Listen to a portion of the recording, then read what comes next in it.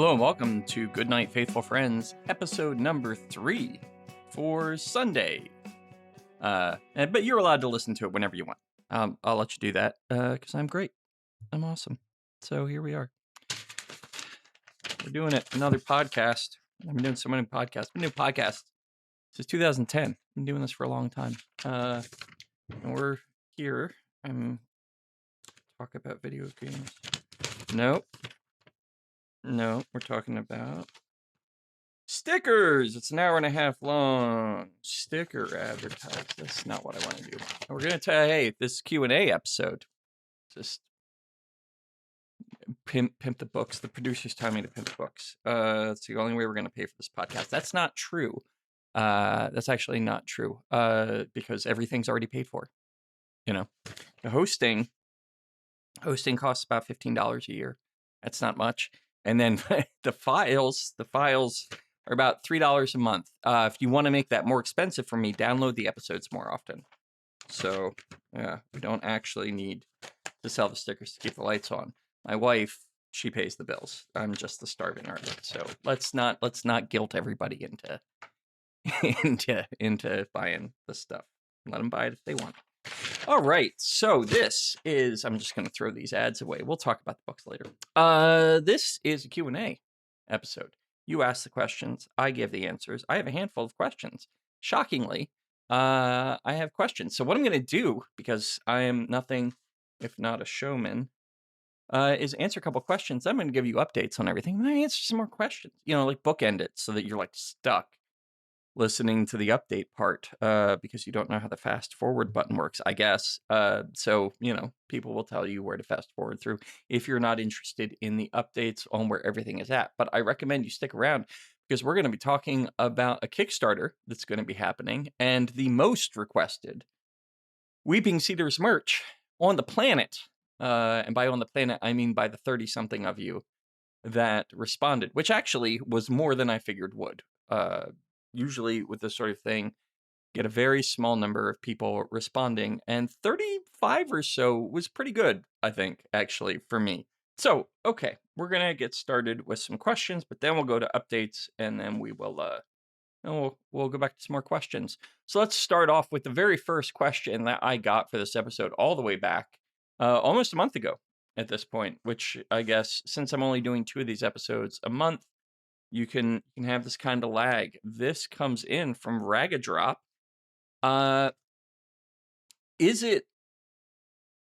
So the question's worded slightly confusingly, so I'm just going to reinterpret it. Is it official that you should listen to the Lights album A6 while reading or listening to Lightning Falls? I feel some similar vibes with Jenny with a couple of lyrics in the album. So let's talk about Lights and Lightning Falls. Is there a connection between the name Lights, who is a Canadian electronic dance music artist and comic book artist? She's very, very talented. I'm just gonna. I have a big crush on Lights. That's just. I'll be a weird person and say that. So I'll just get that out of the way. I think she's beautiful and talented and all these wonderful things. So let's just say that first. Second, I've been listening to Lights music for about a decade. She had this sort of breakout song, Up We Go. I was a big fan of that. And then over time, I've listened to different albums of hers. And then I started listening to her now not latest album. That would be A6. Her last album, though, Pep, is the one that is described in Lightning Falls. And I was actually in conversation with her representation about potentially putting some of the lyrics of A6, not A6, Pep, into the book, just as, like 6 lines right at the beginning. It's actually the opening lyrics of, I think, the very first song on the album. They stopped responding to me. I think they figured out that I am nobody. So I had said that I was going to mention Lights, and they were like, yeah, you don't need our permission to do that. And then I was like, can I use some of the lyrics? And then I never heard back from them. So the actual quote unquote unofficial album, I guess, the unofficial album of Lightning Falls is Pep.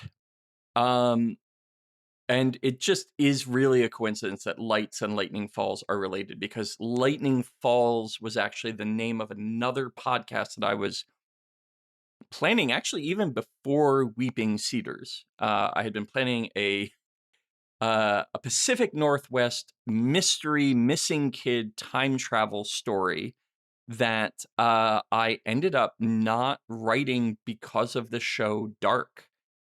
We watched Dark on Netflix, and I went, well, that version of Lightning Falls can't be, because it is too similar to what I had in mind for the original Lightning Falls. So then I put Lightning Falls in Weeping Cedars and then developed it out from there. So while I do recommend listening to Light's music, also A6 is a great album. I really, really like A6. But Pep is the album, and even though it's Lights and Lightning Falls, the two names are not directly related. Just a coinky dink, as we like to say in the business. A non-legally actionable coinky dink. So yes, thank you, Ragged Drop. But yes, also there are other songs in Lightning Falls that are real. Like Watermelon by John and Jane Q. Public from the movie Dinner in America is referenced in the first part of the book, which I absolutely love. That song feels like exciting new love. And then there's another song that's referenced called Stray Away by The Colorist, which was a song that was introduced to me by somebody I dated for like 3 weeks over a decade ago. And that song also feels like new love to me. And so I tried to reference some different songs that got at similar themes, similar feelings. Because for me, in a lot of Lightning Falls, the Sydney and Maddie represent new love, and those songs are there, but also lost love and loss, and so there's a lot of that kind of mixed in and hidden in. So yeah, listen to Pep. If you like EDM at all, which I generally don't, but I just really like Light's music. And if you look at the cover of Pep, you'll see why I have such a big crush. So, second question, before we get into my personal life here. On the Reddit, we have a number of questions here by Snoo Confections, which I'm thinking is a Reddit generated name because it has a number after it. But I also like the idea that that's just the name. So have you read other novels which come from podcasts like Rabbits or Limetown? How do you manage that format shift well? I have not read other novels from other podcasts. My reading habits are very broad and weird. I try to read as much horror as I can, but I actually find it extremely difficult to get into contemporary horror. Like, I have not found a lot of authors that I'm like a big fan of. I really liked John Langham's The Fisherman. I actually, it's not my normal thing because it's not supernatural at all, but I also really liked Fantastic Land from a couple of years ago. I read it last year. I listened to the audiobook last year, and I really enjoyed that. That is definitely, like, not in my wheelhouse, but also it is in my wheelhouse because it's very much a documentary in book form, which I found really fascinating and I thought worked really, really well. But I have not. So I didn't start Rabbits because I got so I was a very big fan of the Black Tapes. I've said this other places. I'm just repeating myself. I was a very big fan of the Black Tapes. Wasn't a big fan of how it ended. Also, did not understand how or why John Calvin showed up in that podcast.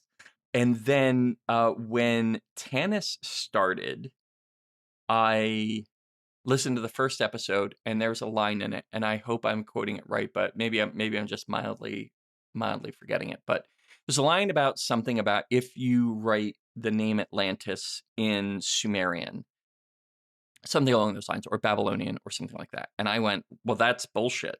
There's nobody ever wrote the name Atlantis in Sumerian or Babylonian. We know when it started. It started with Plato, and no one, they would the first mention of Atlantis is in ancient Greek, and probably Attic Greek, right? It's the Greek of Athens. So very, very, very, very, very niggling little point, right? But I was just like, that's not how history works. Yeah, that's just not how it works. You can't tell me that we have historical records of things in a language that we don't. Um, and so I was out, but that became part of uh the impetus behind how some of the philosophy of Weeping Cedars was lie about the history that's specific to the story, but don't lie about the rest of history. Don't make up stuff that other people can go and look up and find out isn't true. So that you can, when I reference, the flight logs in Weeping Cedars about the crash of the dirigible, that you can go and look at those flight logs, because I went and I looked them up to see what was actually happening that day in American flight logs in that year. It's also true that the census records are missing when they're referenced in Weeping Cedars. They actually are missing. So that became part of the philosophy. So I bounced off of Pacific Northwest stuff after a certain time. Limetown, on the other hand, I really liked Limetown, and then I think I fell off of the podcast, and then I didn't even know they had a book. I know other podcasts have books. I haven't read any of them. So I don't know what people do with that. The question of how do you manage that format shift well, I don't know if I did.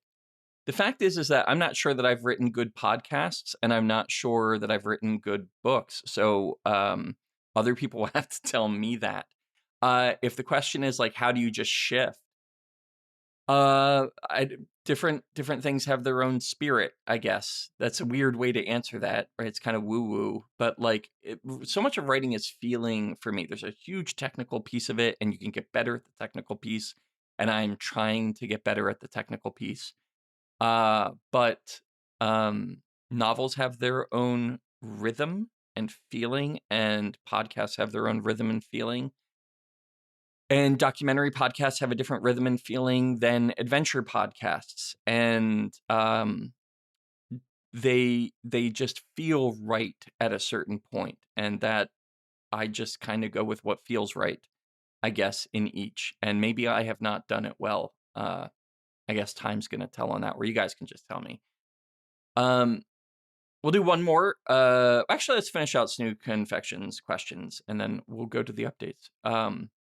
One more that I keep coming back to is when Alex monologues about the difference between willing ignorance of reality, like people who believe dinosaurs are fake, and insanity, and legitimate differences in views, like those who practice religion and atheists. Was this you as an author inserting your view into the show? Are there other places you have shared your personal philosophy? Yeah, yes, I do think that part of that is my philosophy. I do think you can be willingly ignorant, but I think that it's definitely more complicated than that. I think that people believe the things that make them feel safe, and it really depends on what they think the big boogeyman is. If you think the big boogeyman is believing something that isn't true, then you're going to do everything you can to hold on to as much truth as you can.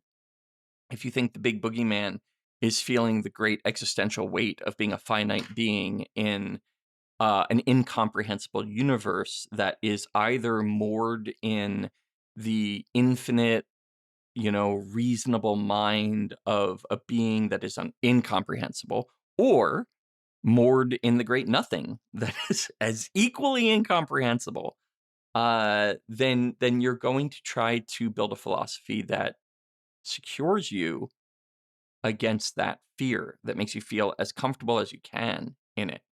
Because we're all working from gigantic boards full of empty answers with only a few scribbles in the corner. And so we do our best. I think that there are times, though, that we willingly choose to believe something because it's easy, or we willingly choose to believe things because they make us feel better. Um, and that doesn't work out. I think ultimately, morally, I don't think it works out. Uh, so yeah, maybe that's a little bit of my critique in the show. Are there other places? Yes. There I have had one major perspective character in the series. They did not last very long.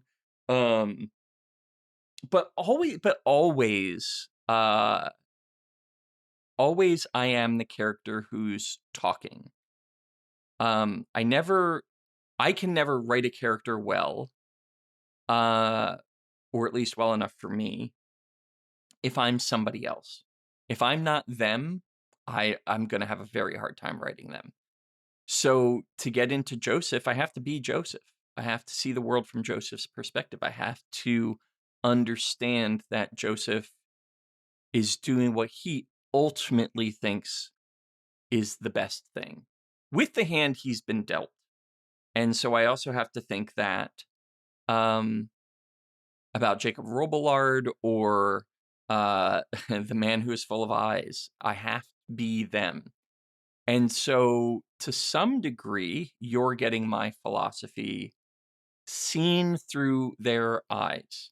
You're getting some of my philosophy about religion through the man who is full of eyes, even though I don't really take his side on things. So you're always getting me, but you're getting me through somebody else's perspective, which is kind of a weird thing because I'm making those people up as much as I guess I can. The one character I will say, the one character who is much more my perspective character, I would love to say that's Eli Ford, and in some ways it is Eli Ford. I love Eli Ford. I love because in my mind Eli Ford loves his country, loves his town, and he isn't who you would expect him to be straight out of the gate. He's sort of my version of J. Jonah Jameson. But he's always he's always got the big J. Jonah Jameson admission right under the skin. Like there's this great Spider-Man comic where JJJ admits why he hates Spider-Man, and it's because he's good, because he's strong, because he's powerful, because he can do wonderful things, and he's jealous of him. And I think with Eli Ford, there's something of that just right under the skin. But he's also just a good guy who he has different perspectives on things than I do. But there's something about his heart, I think, that is my philosophy. But the character who really, if you want to hear my take on things, often it's Riley. Riley is my perspective character. She only lasts for one season. But when there's a debate kind of between her and Lee, Riley is my voice in that discussion. And I try to make Lee's case absolutely the best that I possibly can, because I'm writing as Lee, so I'm Lee. But Riley is my perspective character there. Let's see. I know a lot of podcasts and novels have been including content warnings for some heavy topics. How do you navigate that? I guess I don't. I try to put in-world content warning stuff in my shows. I try to have, Alex Carmichael say, "Hey, there's some sick shit about to happen here." And the same thing for Michael and the same thing for the archivists. So I try to have them let you know that bad stuff's about to go down. I did have a little project there where I was hoping people might help me out with kind of content warning tagging the episodes, but nothing ever came of that. So and no one's ever really asked for them. So people seem to have been okay with the in-world content warnings, which is great. But if people wanted more, I think the project would be so big as far as the episodes go that I would want sort of audience help with that. I don't have any problem with it. I think it would be interesting to put a page up on the website to sort of say, hey, episode by episode, here are your content warnings. Here's the content warnings for the books. If you want them. But so far that work just no one's really asked for it. So the work hasn't been done. And I really have to pick and choose the work that I do. But yeah, if people wanted that, I would hope that the audience would be able to help out with that. Let's see. And finally, in this section, what other media recommendations do you have? Do you ever find yourself moving in a different direction based on what other podcasters or novelists are doing? So the raw confession here is that I just don't listen to other podcasts at this point, not fiction ones. Audiobooks much more, movies a lot more. But I just don't really pay a lot of attention to what other people are doing. I will say that I started to read a book. I only got a chapter or two in about people talking in fire towers and radio towers, and I went, okay, well, I have to change Lightning Falls, which is good. It became a better book for it because I'm a very, very, very firm believer in killing your darlings. I'm a very firm believer in killing the parts of your stuff that don't serve the story. And in that, I felt like I was getting too close to what other people had done. And in fact, I've changed. There was a line in Shards of Amber, which I kind of regret changing at this point, but I did change it, and actually I have my copy of Shards of Amber here, so I can reference it. Yeah, so in the short story Road Trip, the line "in memory of Riley Howard" should have been "Justice for Riley." That was my plan. And then the trailer for Shelby Oaks came out, and it had a big fucking picture on it that said "Justice for Riley," and I was like, if only this had come out a month before. So yeah, those are the things I pay attention to. I pay attention to. In fact, I read The Fisherman because it was about a river in New York, and there's literally a line in it that says that the river was hungry, and I was like, fuck me, have I unknowingly plagiarized somebody else's work without even reading it? But there's almost nothing in common between The Fisherman and Weeping Cedars, other than they both take place in quote unquote upstate New York, which is a wild term, by the way, because it means anything north of the city. And The Fisherman takes place very close to the city, and Weeping Cedars takes place a very long way away from the city. But both are quote unquote upstate New York. So yeah, I try to make sure that I'm not bumping into other people's stuff, but I don't really get inspiration from other podcasts because I don't really listen to them anymore. I find it hard to get into them at this point. Maybe because I feel like I've said almost everything that I have to say in that medium, and I'm looking for my inspiration elsewhere. Yeah, I don't know. I'm not sure why though. Not that there isn't good stuff happening out there. I'm sure there is. I just haven't really delved into any of it recently. Okay, let's talk about updates, and then we'll come back to some more questions here. That's the news music. Hey, I'm writing a book, Drowned. That's the next thing that hopefully I'm going to. Well, that's not the next thing. That's the big project I'm working on at the moment. I have mostly finished a first draft of Drowned, but I am going back through that draft because there was a big change during that draft, which was originally I was going to write this whole thing from Nate's perspective. For those who have read Lightning Falls, they know who Nate is. For those who have listened to the prequel actual play podcast, Welcome to Weeping Cedars in the Refugees of Esmeralda podcast, you probably know who Nate is.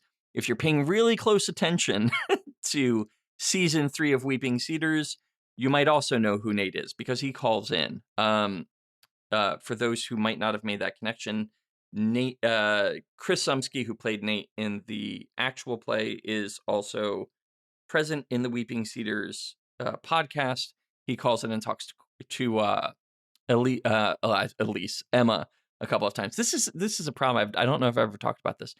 I named all the damn characters with the same first letter names as the people who were playing them. So Laurel played Lee, Elise played Emma. there was a different person who was going to play Riley than did, and that person's name began with an R.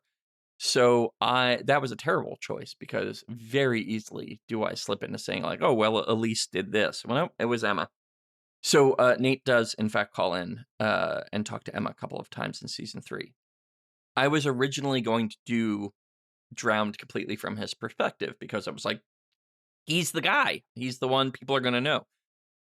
That made a much harder book to write. And as soon as I decided that I was going to rotate between Alan, Nate, and this third person, who is known as Joe, everything opened up. Like the story just opened up, the characters opened up in a way that like changed kind of everything. So I'm going through the beginning of the book again, up to a certain point, to redo a first draft, if you can do that, with these varying viewpoints. And it's really the story is just keeps growing and changing and morphing as it goes in good ways, not just like now it's just a much bigger story. It is a bigger story, but it isn't just expansive. It's not going to be anywhere near as big as Lightning Falls. It is certainly going to supplant the original actual play. I think, we'll keep it up. People can check that out if they want. But this new story is going to have some things in common with that story, but a lot's going to be different. So, kind of writing it, taking it from what was originally just going to be a transcript to a simple retelling to now a genuine novel, is a long process. It's I think genuinely taking longer than Lightning Falls to write. But it is coming along, and there's more genuine horror in this as well. There's more traditional horror in this book than in Lightning Falls. So hopefully people enjoy it. I don't know that it'll come out this year, but hopefully people will enjoy that. Once I get done that first draft, then I'm going to start, plugging away at some of the Hum of Glory short stories. When I get maybe a third of those in first draft, I'll come back to the book, do a second pass. I'll hand it off to my first reader. She'll give me her view, and while she's doing that, I will work on another third of the short stories for Hum of Glory. And then once I've made whatever changes she thinks are really important, then I will get some beta readers. I'll probably get some of the same beta readers that I got for Lightning Falls, because some people did some really great stuff, and probably some new ones too.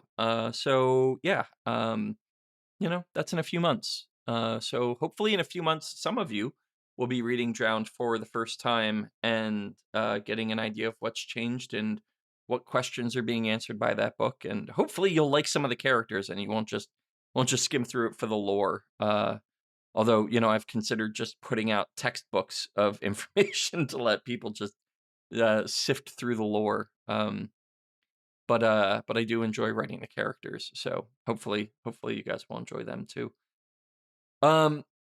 So that is Drowned and also the Hum of Glory. That's where they are at the moment. Camp Weeping Cedars is not the next big thing that's going to happen, so we'll hold off on that. I will let you know, console continues to roll on. It expands.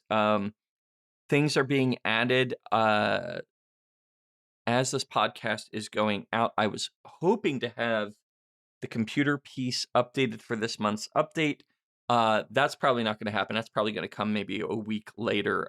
It's not strongly connected to the stuff that's come out by now on for free on the Patreon and in the newsletter. So that stuff is connected to other things, not the computer. The computer on weepingcedars.com/console should get a new update, a little bit different than we've done a lot in the past. We'll see how it goes, but it's exploring a thing people have asked about. Although I think right out of the gate, it won't be very obvious that that's what it's being asked about, because of course that's how I do things. Is I can't just tell you the thing. I'm going to take you down a very long winding path till at the end you go, oh, so that's all that bullshit was about. Okay, cool. And as I said on the Discord, I'm making grammatical tables. I'm making conjugations and declination tables because I'm going to be hiding secrets in names, in foreign languages, not real foreign languages. I'm going the old Tolkien route and making my own, but that's what years of Greek and Latin will hopefully profit me in this process. So that's console. The next thing that is going to happen is in May. We're going to be doing another Kickstarter. That's kind of that's the big news. Is May will be the Kickstarter for enamel pins in the Weeping Cedars universe. I've designed 4 pins. One of them was super easy because it's basically the reworking of a sticker. Sorry, that one's low effort, but I figured it's the one a lot of people are going to want, which is the KWPN radio pin. So there's a KWPN radio pin. There's also a Glory pin, which has a couple of little notes in it, so it's not just the word glory. There's a couple of little extra features to it that will let people know that if they see your glory pin, you're not just a holy roller. You roll deep with the Queen and Samite. There is a Samite pin, a computer, a disk drive, and then some rectangles on the wall behind it to let you know whose computer it is. As I record this, I have not seen the proofs of that one yet. I'm not 100% sure how the screen's going to come out. So we'll see how that goes. I might have to do a different proof for that one, maybe a slightly different design, because that one's pretty detailed. And we'll see, maybe I'll just have to do the screen itself instead of the screen, a keyboard, a drive, and some rectangles behind it. So there's that one. And then there is a Lightning Falls Sleep Talker pin for those of you who want to be Lightning Falls Sleep Talkers. So the plan is to do a Kickstarter for each of the pins. And then, so I think we're going to be doing like $250 a level. And then, so, if we get $1,000, we'll have funded all the pins. That's almost entirely just to do the runs of the pins. And I'll offer discounts for doing all 4 pins together, doing 2 pins, 3 pins. I'll also probably put together a little booklet about the pins, maybe something else to go along with them when they go out. So you're getting something in writing as well. Maybe a little, I don't know what it'll be. Let me know what you would want with something like that. Because pins were definitely the winner of the far and away of the survey. But yeah, so that's the Kickstarter. That'll happen in May, or at least that's the plan for it to happen in May. And then hopefully by the end of the summer, you can have some pins and maybe some T-shirts as well for your Weeping Cedars collection. Just a quick update: there is a new set of stickers on the website. It's the Crystalline Mansion stickers. One set has sold so far, just the one. So if you would like there to be more sets in the future, go ahead and pick those up. If you're not interested, that's fine. They haven't actually sold very well in the past. So what I might end up doing is, if this one doesn't do well, I probably won't do more sets. I'll probably just do individual stickers along the way. But we'll see. That Crystalline Mansion set at that price, the $12.50 for 4 stickers, with free shipping to America, and then there's very expensive shipping internationally. I don't recommend it. It's more than the stickers. That is available through up till sometime in June, because the next event kicks off after that, and that is Camp Weeping Cedars Summertime Camp Time. This has been a really interesting story to keep writing. It is a really fascinating story for me to tell. I know no one knows what the heck is going on yet.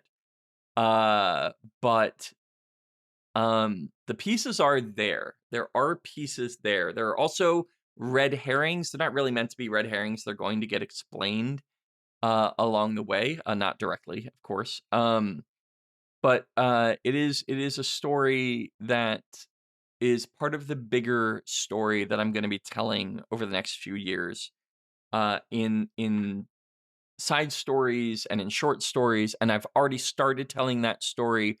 There are a couple of stories about it already in Shards of Amber. Yeah, there's I'm really interested in sort of delving into this. There will be 4 new stickers for the summer camp. There will be a new journal. The way that the journal is going to work is that you're going to get only the year 2 collected journal, because there will be changes to the year 1 journal. That doesn't mean that the year 1 journal is no longer valid. There will be literal handwritten changes into it. Of course, I'm printing it out on a computer. I'm not writing it with my hand. Although I might. That first journal has handwritten stuff in it. So if you didn't get the unchanged version of the first journal, that time has passed. But for year 2, you will get a longer version of the journal. You'll get all the stuff that was in year 1, and you will get all the changes and the updates and Ash's new thoughts. Again, we've met Ash elsewhere, or at least she's been mentioned elsewhere, and now she's here in the summer camp. So that will come with 4 new stickers. Also, there will be a Condaset Monthly newsletter for the summer camp. That will come with a special new sticker that will only be available through the Condaset Monthly that month for at least a year.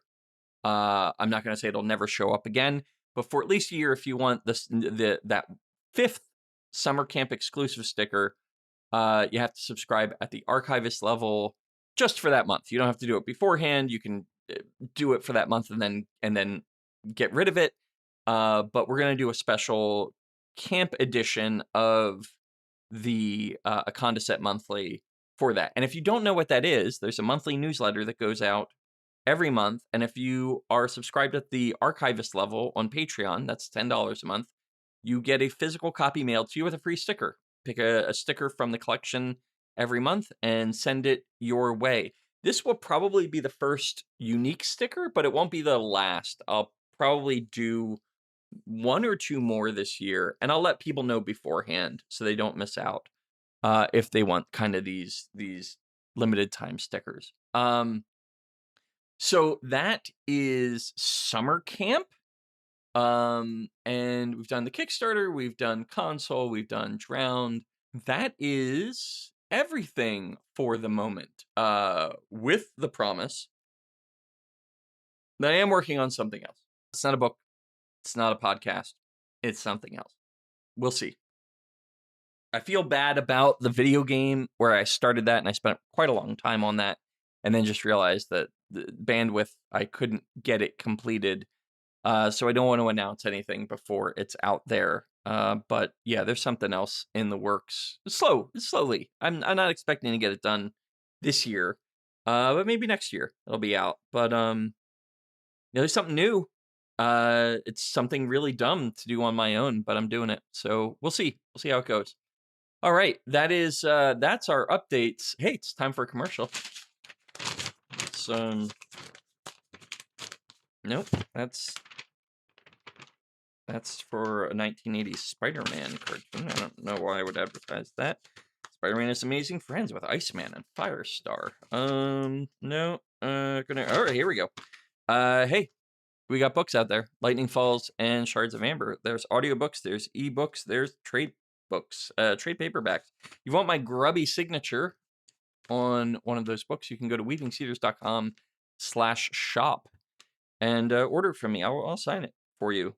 Put your name on it. I realized that I sent a few of those out in the last month, and I realized that I put recommendations in, I put suggestions in that said to Lee and to Riley, and then I realized that people were not deleting those, and I had forgotten that I put them in there, so I got very confused. I've asked people, like, well, do you want me to put this? I'm so sorry. I want to apologize to people who I did that to. That was me. That was me just being silly. Sorry about that. I forgot that I had done that clever little thing. It's just so damn clever that I can't even keep up with myself. Um, so yeah, books. Go check them out. Go buy them. And if you have bought them, this doesn't work, by the way. I'll tell you right now. This asking for book reviews does not work. But I'm gonna keep doing it because we live in perpetual hope. Hey, go review the books on Goodreads. If you've completed the books and you like them, didn't like them, thought they were okay, go give them a review on Goodreads. And if you bought them through Amazon or Spotify or somewhere like that, review them there as well. It really, really helps. It's difficult to recommend a book to people when like you only have 5 reviews on Amazon or Goodreads. Yeah, it's tough. It's tough. That's kind of the biggest hurdle right now. Sales are slow, but that's to be expected. But reviews, please, if you can. That's my big request. Okay. Let's answer some more questions. Let's see. B Peasy. What's up, Big Peasy? I said big, but it's B. I don't know why. I just want to immediately like Big Peasy. What's a Weeping Series universe story you'd like to tell in a particular medium but aren't able to just yet? Game, TV show, movie. Yeah, I mean, there's the game stuff. There's a couple games that I would love to do. That would be great if I could. I just need enough money to pay 2 people. So just $160,000 for 2 people's salaries for the year, and then I would work on whatever the profits were after that, which of course would be nothing. But you want to pay people. Of course, I don't think it would take people an entire year to program what I want. But if I had that money, I would pay a programmer and an artist to make the game that I wanted to make, which is the sort of desktop adventure. It's sort of in the vein of Stories Untold, a computer, a desk, some books, some manuals. You're moving around this desk. You're pivoting left and right. You're clicking on things and interacting with things. I had a pretty good working prototype in Unreal Engine that I was working on. I started in Unity. I moved to Unreal. I've been doing software engineering since 1998, I guess. I've been writing software. So almost 20 years. But there's just not the time if I'm going to get anything else done. So I would love to do that. TV shows, yeah, I have an idea for a TV show, 3 seasons set in the mid 80s. Little original Weeping Cedars Historical Society adventure. Find out what happened with, Chuck and Ernie and Bernadette and all them. That would be my 3-season Apple TV bleak, small town adventure. So yeah, if anybody knows anybody in Hollywood, hook me up, because I don't think I'm an amazing writer, but I know I'm better than a lot of what they do out there. Not better than everybody though, because I'm very impressed by especially Apple TV's TV shows. Obviously Severance is fantastic, but they have some other really good shows out there too. Sometimes they really jump the shark though.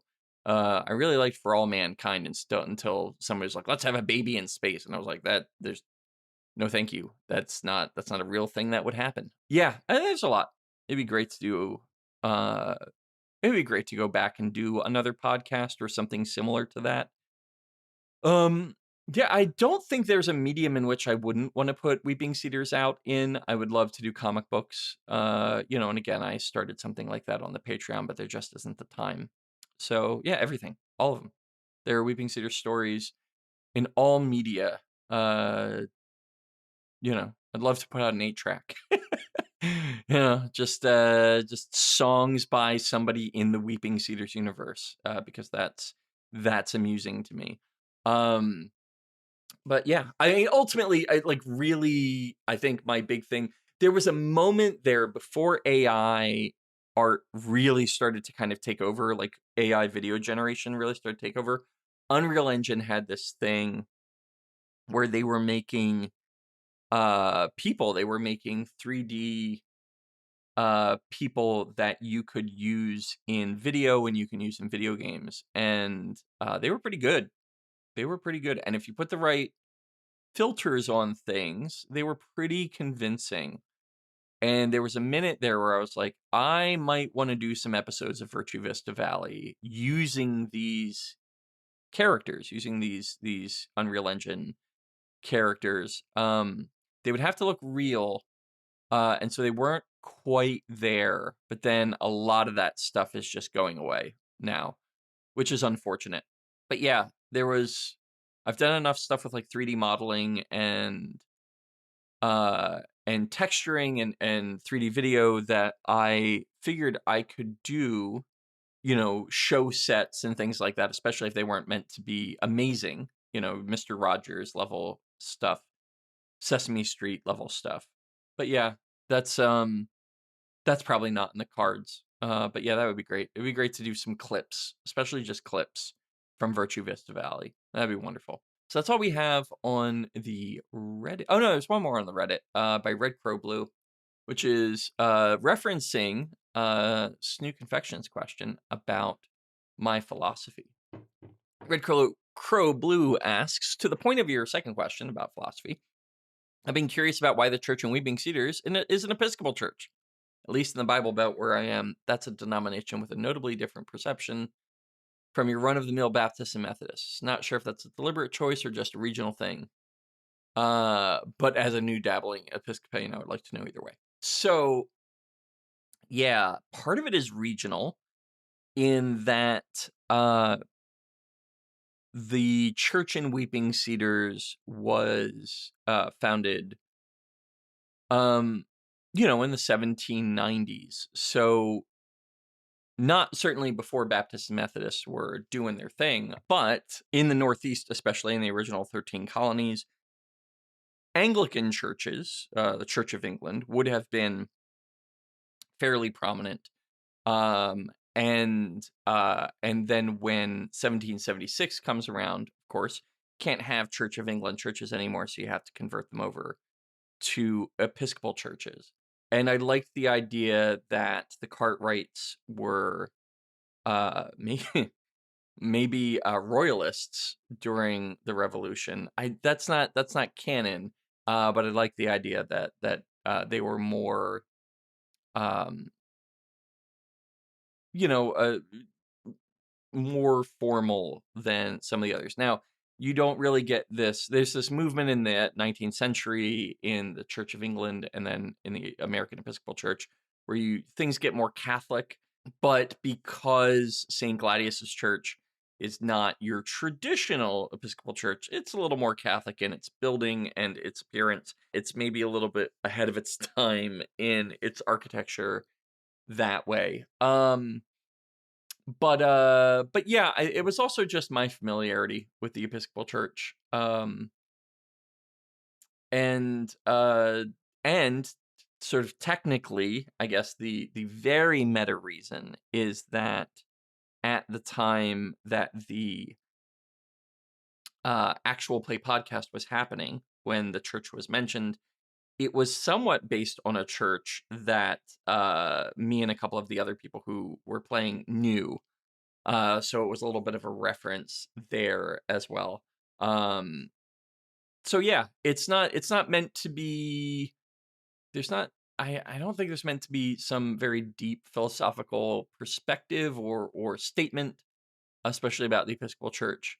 In that, I'm not saying the Episcopal Church is aligned with a drowned demon boy, but I'm not saying it's not.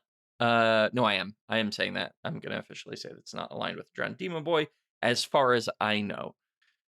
But yeah, it was much more about familiarity than it was, and a certain feeling that I wanted to evoke as far as that goes. And as far as the name, I'll be addressing that in a piece of writing relatively soon. Let's see. I think I have one more question. Yes. Pride Apologist on the Discord asks, I'd be interested in hearing about your process of religious world building. It's probably the thing that hooks me about the Weeping Cedars universe more than anything else. Religion is a thing that's very familiar to me, and it's a thing that I am very intellectually critical of. And I'm also intellectually critical of in a lot of ways, any firm uh, stance or view on the world as authoritatively descriptive, meaning that a lot of the horror that I write comes from my own horror at the brute fact of existing as a finite being who can think logically. It's a very strange thing to be dust and electrons and quarks and be able to think. This is for me philosophically one of the most troubling problems is that so in quantum physics there's this decoherence problem where at some point the rules of quantum physics break down and classical physics takes over. Things are not in two places at once. Things are no longer probabilistic, they're deterministic to some degree, or maybe completely. But at some point these things break down, and part of the big problem in physics, quantum physics right now is the question of where does decoherence happen? Where does the quantum state end and the classical state begin? And what is an observation? And how do those things happen? And all of those things. A lot of things are very poorly defined, and a lot of people make a lot of very strong claims about things. Like I find the many universes theory to be on the same level as a religion philosophically, because there's no evidence for the damn thing. But it's just how people can make the math work on a piece of paper. So I get very skeptical of affirmations of reality, and so there's for me there is as a being, a moral being, and I don't mean by that I'm morally good. I mean that I'm a being who knows that maybe he's not morally good, right? Like I'm not as good as I could be, and sometimes I'm terrible. I think sort of mentally, ethically, we have a coherence problem when it comes to logic and ethics. At some point, we all know that down deep in the molecular level, there's no morality, there's no ethics. It's not ethical that a cancer cell is destroyed. It's not unethical that a fish eats another fish, right? We all sort of agree, and we know that when one piece of dust hits another piece of dust, that there's no morality involved in that. But at some point, morality kicks in, and it's not clear why or how, if morality is a real thing. And the same thing for logic. There's nothing logical about the movement of the atoms of my brain, but my brain makes logical thoughts. Are my thoughts caused materially, meaning my thoughts inevitably must have happened from the beginning of the universe?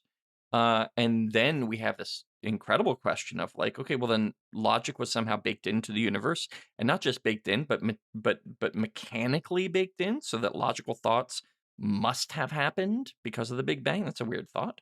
Or there's some other influence. This is the only place that I find any room for discussion of the soul, because otherwise, what are we even talking? We don't know what we're talking about. We have no idea what we're talking about. But if there's some other element that adds logical causality to the great who knows what of our minds, perhaps. But when does materiality become logical? These are serious questions for me, and so I become very so I have a very sort of existential horror at the universe because here I am, I exist.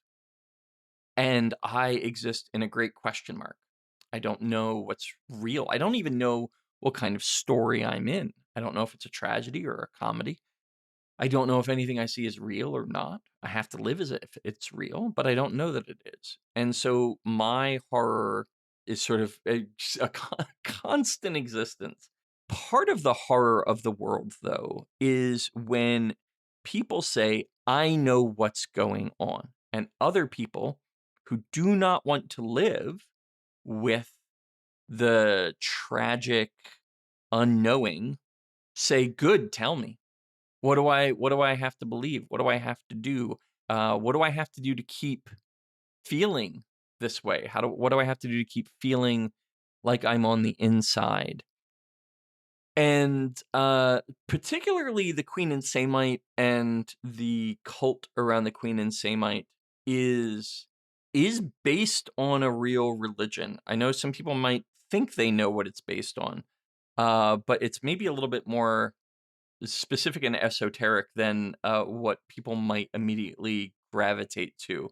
There are obviously similarities with the beginning of the Pride and, let's say, Latter-day Saints. But that is more about the similarities between the two groups is more about the moment in American history that was happening at that time. There were a lot of American religions popping up. And I will say the Queen and Samite is not a critique of LDS. Not that I don't have potential critiques of LDS, but they aren't one. It's such a specific thing, and it's so tiny that I've only ever admitted exactly what it's a critique of to like two people. So I won't be doing it here. I'd be curious to see what people think it might be a critique of. But I do think that I think there's quite a lot of horror in what happens when people follow other people.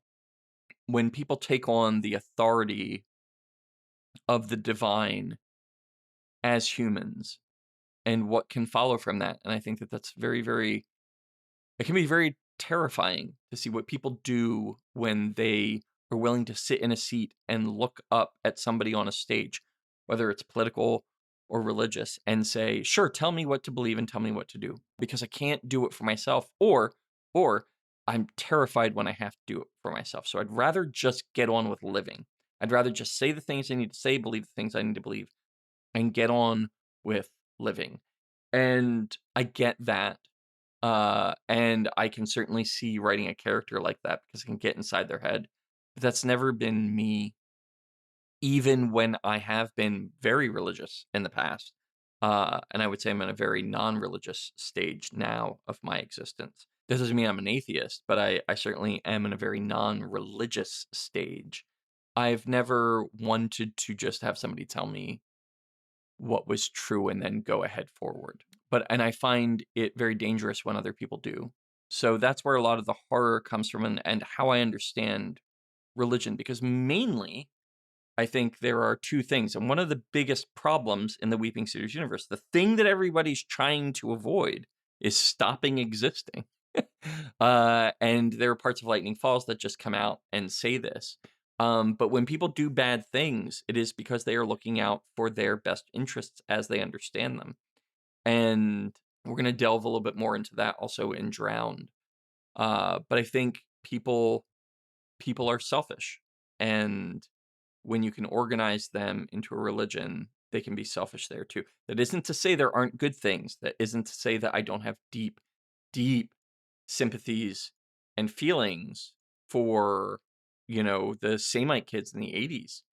In fact, if to kind of go back to an earlier question, when Michael talks about his longing to belong, the mean friends that he had, the feeling he has about the group of kids in the 80s, that's me. I'm 100% there. I'm 100% with Michael there. So much so, I mean, because I designed that group of kids to in some ways be what I would have wanted for myself. So yeah, it's not to say that I think it's all bad by any means at all.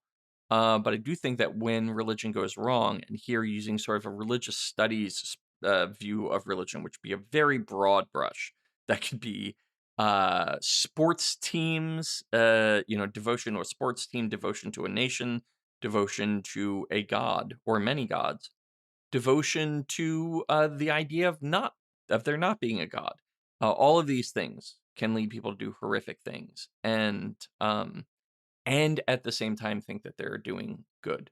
And so that's probably a very long-winded way of saying that I think religion is what people do in a world where they are finite, rational creatures, emotional creatures, mortal creatures, and they are trying to make sense of a world into which they popped suddenly into existence and will very likely, very suddenly, unknowingly pop out of existence.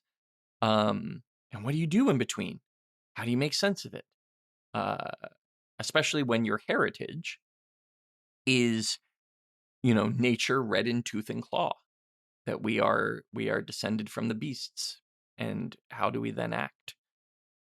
So yeah, that's my very, very overblown, pompous answer to your question. This has gone longer than I thought it would. So thank you to everybody who sent in questions. If you would like your question answered by a rambling maniac sitting in front of a microphone, um, next month, send me your questions. You can send them to the email contact@weepingcedars.com. I'll post things on the Discord and the Reddit and the Patreon, and you can post them there too. And yeah, next episode, 2 weeks from now, I will be talking to Renee Vito. And yeah, I love Renee. I've been working with Renee for years on multiple projects, and she's one of the best people. One of the best people I know. She's just a kind, wonderful person, and awesome and talented, and her husband is a cool dude. So yeah, check that interview out. We'll talk about a lot of stuff. And I'll give a little quick intro and outro on that one too. But mostly it'll just be that interview because it went about an hour, and I'd like to keep these things about this time. So go follow me on TikTok. I've started to put my face there. If you want to see what my busted ass face looks like, you can do that on TikTok at, I think it's just at Weeping Cedars.